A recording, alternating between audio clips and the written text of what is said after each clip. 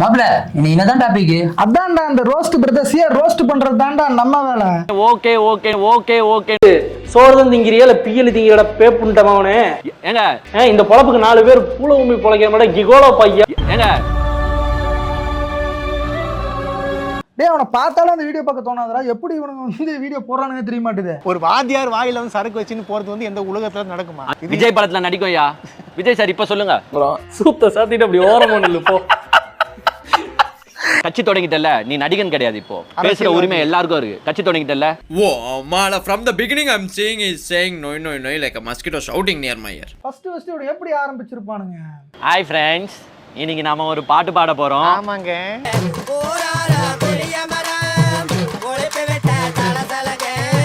Heart patience, இதயம் பலவீனமானவர்கள், அம்மா சிறு குழந்தைகள் இவங்கெல்லாம் இந்த பாட்டை கேட்காதீங்கன்னு கேட்காதீங்க. நாமையுடன் கேட்டுக்கிறோம்.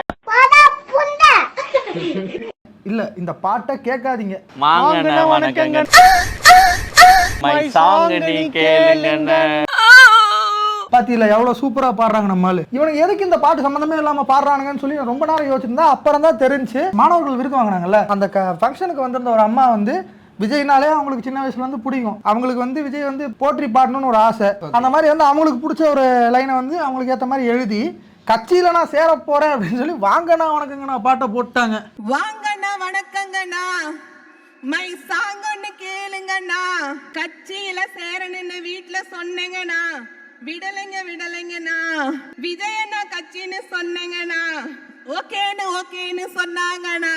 விஜய் சார் மகளிர் அணி செயலாளர் போஸ்டிங் கொடுத்துருங்க. சிரிச்சிங்கனே பாக்குறீங்களே, இல்ல கொஞ்சமாச்சு சொல்ல மாட்டீங்களாங்க? அவ்வளவு வெக்கமா இருந்தா எங்கேயாவது போய் விஷத்தை குடிச்சிட்டு செத்து போங்க. இதுக்கு என்ன? இது எப்படி இருக்குதுன்னா எல்லாருமே வந்து விபூதியை தான் வாரி அடிப்பாங்க. ஆமா. இவனுங்க 2 பேரும் நாம கட்டிய குழச்சி அடிக்கிறானுங்க மூஞ்சில. சேரெல்லாம் தச்சுக்குவானுங்க அவனுக்கு மேலே. அவனுங்க கண்டென்ட் அவன் வந்து ஆக்சுவலா சொல்ற கண்டென்ட் புரியுங்க மச்சான். பைத்தியகாரத்தனமா பேசுறது ஓகே, கான்ஃபிடென்ட்டா பைத்தியகாரத்தனமா பேசிருக்கான். அவனுக்கு எதுவுமே கண்டென்ட் கிடைக்கல, ஆனா வக்கில்ல தற்கூரி தத்தி வானவில் பைசா அவனுங்க.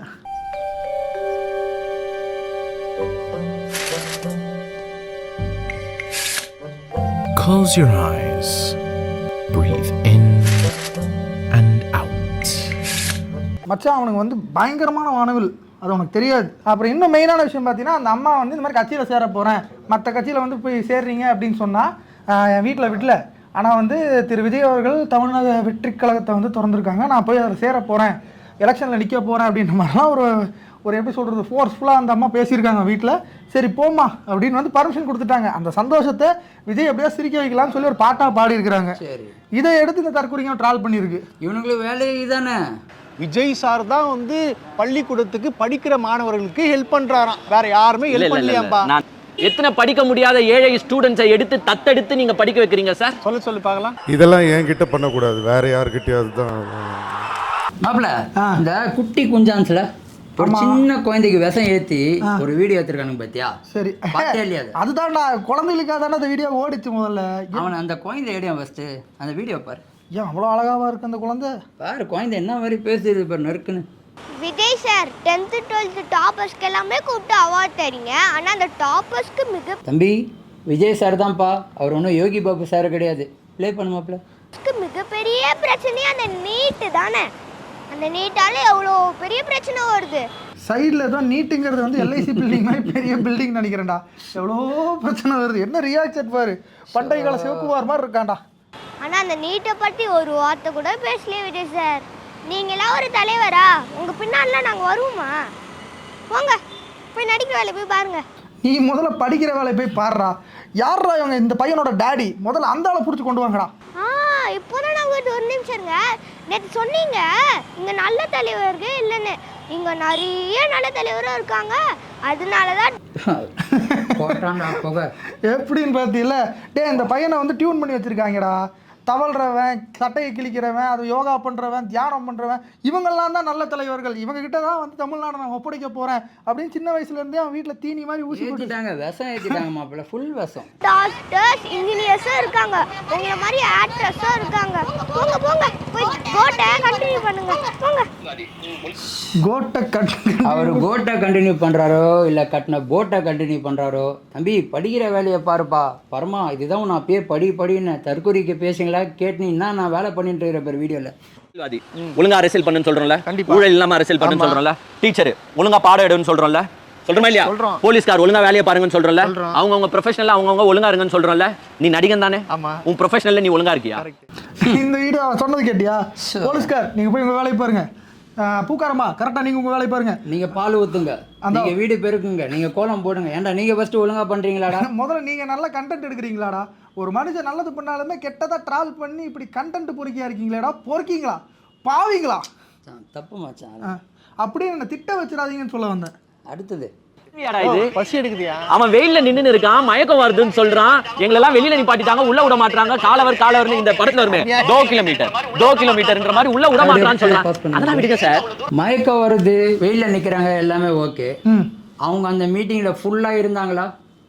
நீங்களா ஒரு 5 நிமிஷம் ஒரு செட் பண்ணி ஒரு வீடியோ எடுத்து நீங்களா கொடுத்துட்டீங்க பெரிய விபூதி. இங்க பாரு, இவங்களை பத்தி உனக்கு ஃபுல்லா தெரியாது.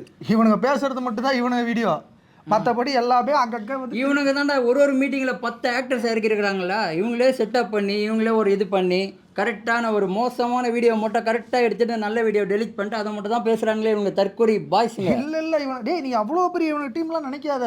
எனக்கு சேர்ந்த அல்ப பதர்கள், அதாவது சொந்தமாக கண்டென்ட் யோசிக்காமல் ஒருத்தன் பண்ணி வச்ச விஷயம் இருக்குல்ல, அந்த விஷயத்தை வந்து பயங்கரமாக ஊதி பெருசாக்கி அதில் ட்ரெண்டிங் ஆகிற பொறுக்கிங்க. கருமத்தை போடு பார்க்கலாம் அடுத்தது என்ன சொல்றான்னு. பெரிய அவதாரம் கடவுள் கிட்ட வந்து அந்த பொண்ணுக்கு எழுதி கொடுத்தீங்கன்னு தெரியல. என்ன தெரியுமா சொல்லியிருக்காங்க? கல்வி கண் திறந்தவர் காமராஜர் என்றால் நீயோ கல்வியின் ஞான கண் திறந்தவன். எனக்கு தெரிஞ்சு யாரோ டைரக்டர் வந்து எழுதி கொடுத்தாரு. அவர் ஞான கண்ணை திறக்கிறாரோ இல்ல யானை கண்ணை திறக்கிறாரோ உனக்கு ஏன்டா எரியுது? டேய் ஏன்னா இவன் நல்லா படிச்சிருந்தா இவனும் ஒரு 5000 வாங்கியிருப்பான்ல. 10th பாஸ் ஆகாத தற்கொலை பாய்ஸ்ல இவனுங்க. இவனை வச்சு என்னதான் பண்றது?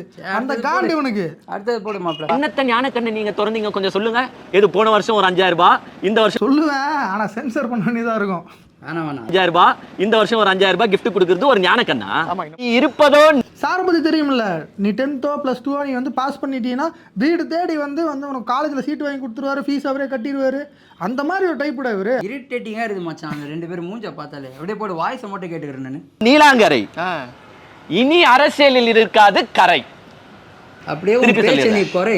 நீ இருப்பதோ நீலாங்கரை, இனி அரசியலில் இருக்காது கரை. இது நீ தான் மாப்பிள்ள கட்டு. இல்ல இவனுக்கு இந்த சொன்னது கூட நான் ஒத்துக்கோண்டா. ஆனா எங்கேயோ எந்த அம்மாவோ பேசின ஒரு விஷயத்த கொண்டு வந்து கூட சிங்க் பண்ணானுங்க பத்தியா? அது மட்டும் தான் உங்களுக்கு தெரியும்டா, வேற எதுவுமே தெரியாது அவங்களுக்கு. அதுதான் தெரியும். ஏன்னா அவன் அதிகமாக பேசின விஷயம் என்னன்னு பார்த்துக்கோ. ஒரு அம்மாவை பற்றியோ ரொம்ப நேரம் பேசிகிட்டு இருப்பான். அவன் அங்கே எவ்வளோ கஷ்டப்பட்டிருக்கான், அத்தனை போலீஸ்காரங்க பாரு. கண் தெரியாத புள்ள ஒன்று நல்லா பாடிச்சு. ஆமாம், படித்த பிள்ளைங்க நிறைய ப்ரைஸ் வாங்கிச்சு. ஆமாம், நல்ல நல்ல விஷயம் நல்ல நல்ல மெசேஜ் அவர் கொடுத்தா போல. ஆமாம், அதெல்லாம் தெரில. டைரெக்டாக ஃபோக்கஸ் அந்த அம்மா. அப்படி அந்த அம்மா கிட்ட என்னதான் இருக்குதுன்னு தெரியல, அந்த அம்மாவே புச்சின்னு தொங்குறான் அவன். இல்லை அந்த அம்மா கண்டென்ட் கொடுத்துருச்சுன்னு நினச்சி தப்பு கணக்கு போட்டான். அந்த அம்மா என்னென்னா பேசிக்காக விஜய் வந்து இம்ப்ரெஸ் பண்ணணும்னு சொல்லி அவர் பண்ண சின்ன வேலை தாண்டா அது. அவங்களுக்கு பிடிச்ச வாங்கினா உனக்கு நான் பாட்டு இருக்குல்ல, அந்த பாட்டை வந்து அவங்களுக்கு தெரிஞ்ச மாதிரி லிரிக்கெலாம் போட்டு நான் அந்த மாதிரி கட்சியில் சேர்றேன், என் வீட்டில் பர்மிஷன் கொடுத்துட்டாங்க, அது வந்து தமிழக வெற்றி கழகம் வந்து விஜய் சார் கீழே நான் சேர போகிறேன் அப்படின்னு சொல்லி சந்தோஷத்தில் அந்த அம்மா பாடிடுச்சு. உடனே அந்த அம்மாவை பற்றியெல்லாம் யோசிக்க மாட்டாங்க. அந்த அம்மா வந்து ஏதோ ஒரு லூஸ்தனமாக பண்ணிடுச்சுன்னே வையன், அத்தனை பேர் இருக்கிற இடத்துல ஒரு பண்ணிடுச்சு.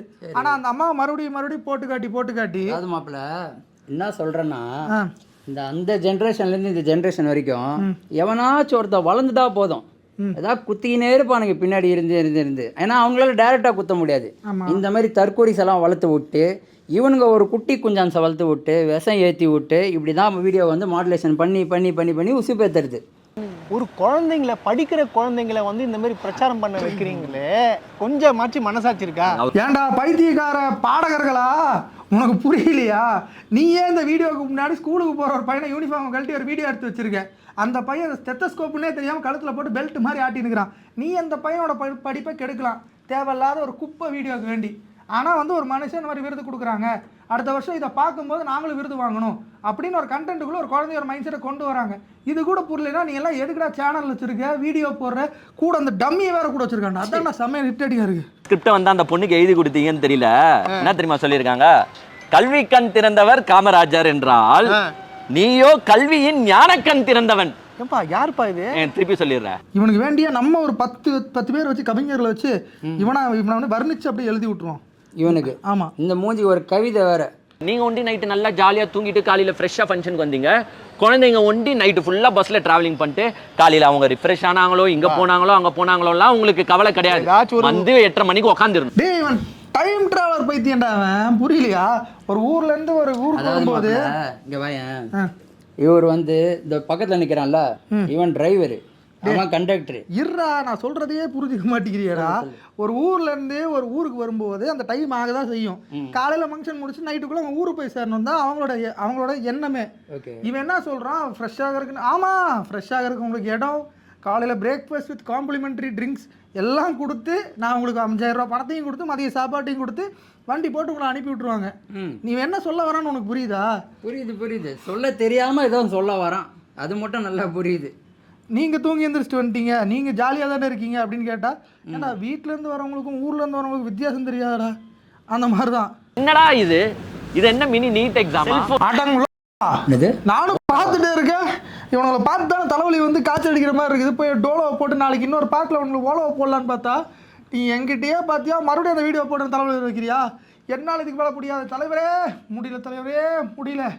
தலைவலியாக ஏறின வலி கண்ட இடத்துக்குலாம் போகுது. நாளைக்கு இதே மாதிரி பார்ட் 2 வீடியோட உங்களை வந்து சந்திக்கிறேன். அதுவரை உங்களிடம் விடைபெறுவது உங்கள் நண்பன் விஜய் பிரபு. பாய்.